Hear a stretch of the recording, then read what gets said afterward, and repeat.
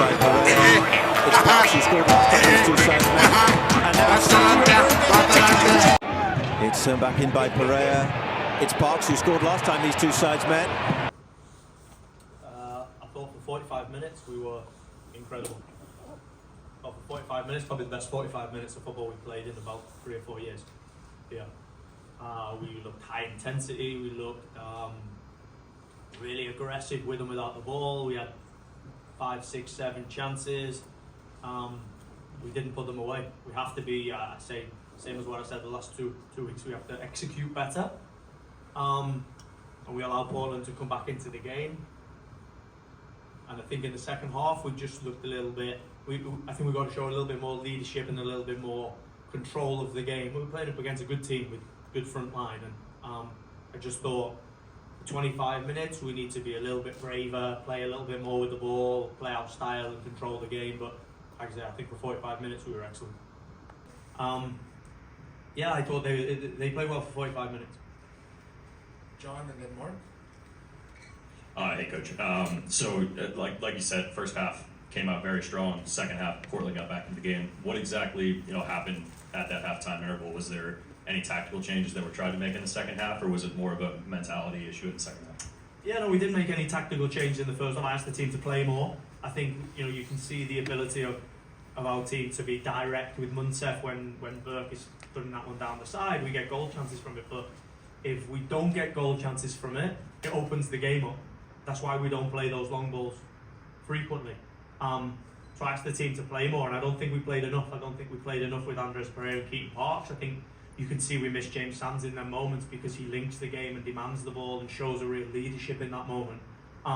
So the tactical changes came throughout the second half to try and gain control of the game.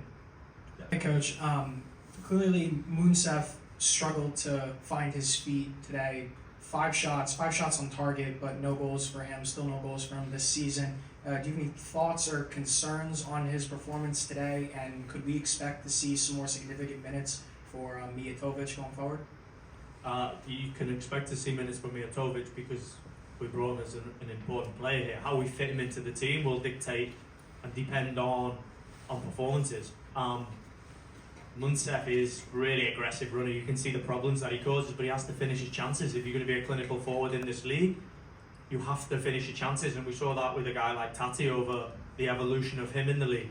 Remember, Munsef hasn't had a full season in the league yet.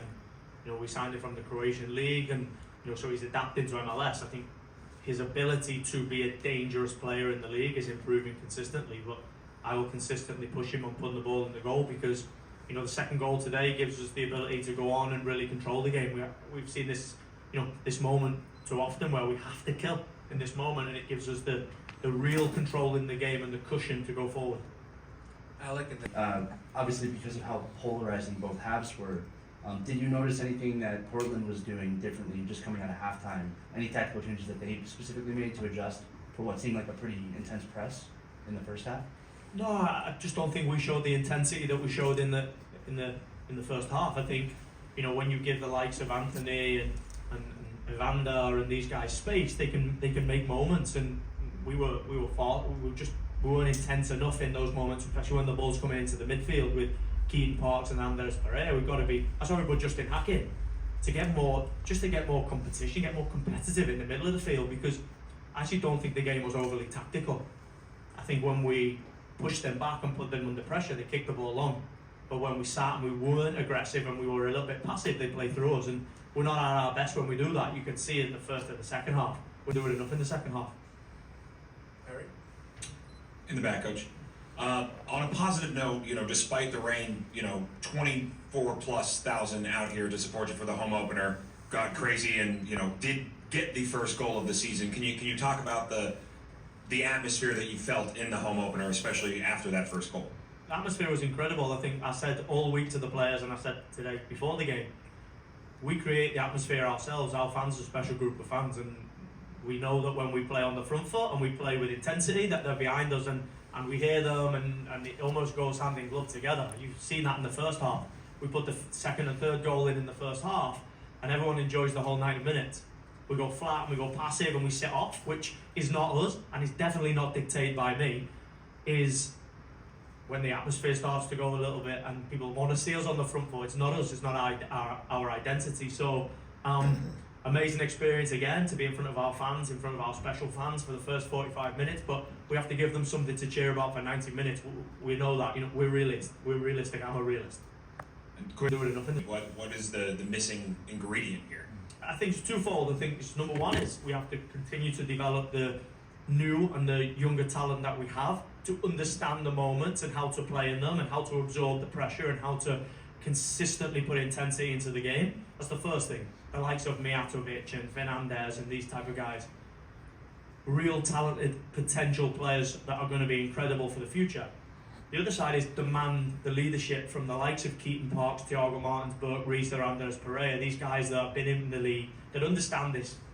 At half-time, Portland aren't going to come out and just play through the 45 minutes. It's 1-0, they're in a game. We have to show the leadership to rip back the control of the game and move forwards. That's been our real unique characteristic over our championship years. That even when we're under pressure here, we go and get the second goal and we go on the front foot. And we had moments today, not enough of them, to the point where we took a punch at the end. So we have to grow as a team. However this team moves forward, it has to grow together because there's 11 guys out in the field and you put 5 in. And once that ball rolls, you have to go get control of the game and go win. And some win and some lose. And I know what team I want, and I know what team we'll have. So, yeah, it feels really painful. Yeah, it feels really disappointing. But you know what? It's a real moment to learn and move forwards because this group is a new group and it has to continue to move forwards together to become a championship winning team. Coach here, thank you for your time.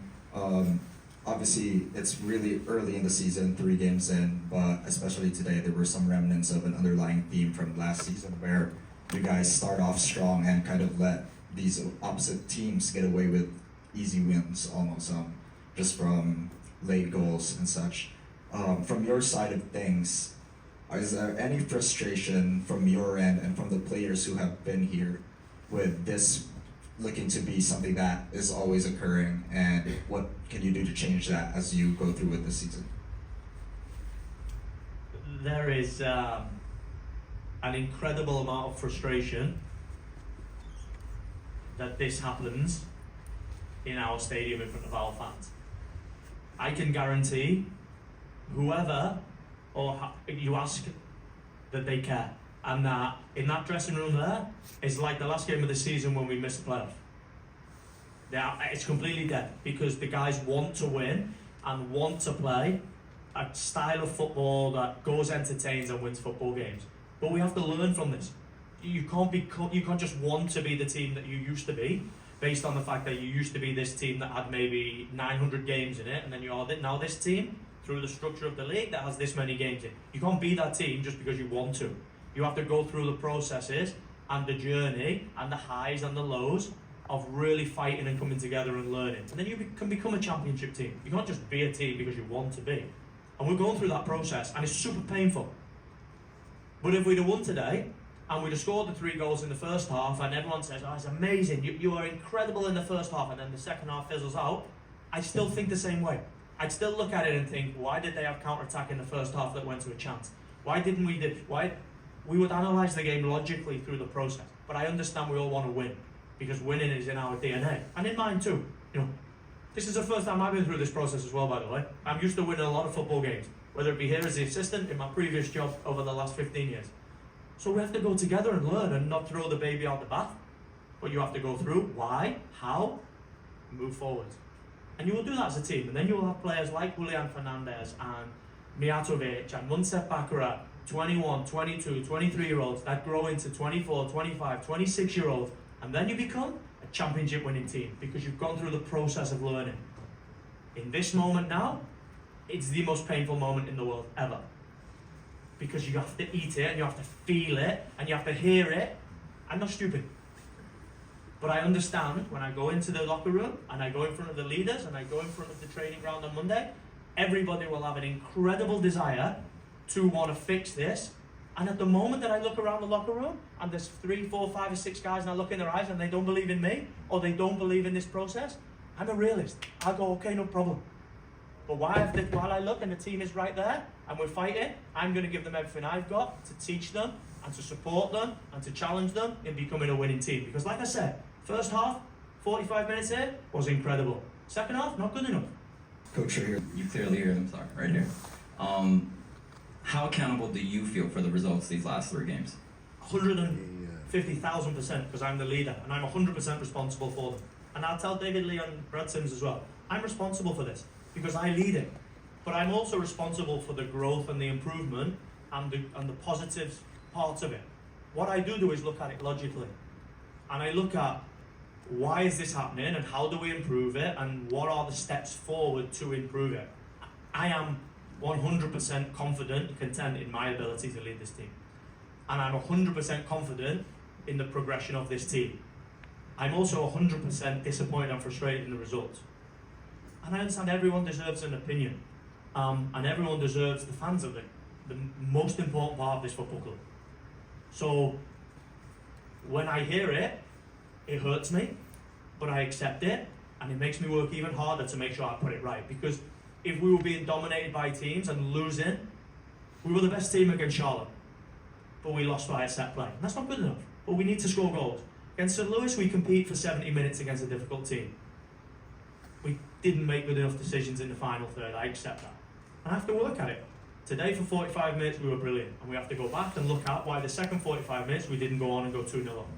Because that's what we do here. All I can do is continue to work hard, continue to fight, and continue to improve this team. And like I said, when I turn around and I see the team right behind me, that gives me real confidence that we're going to move forward.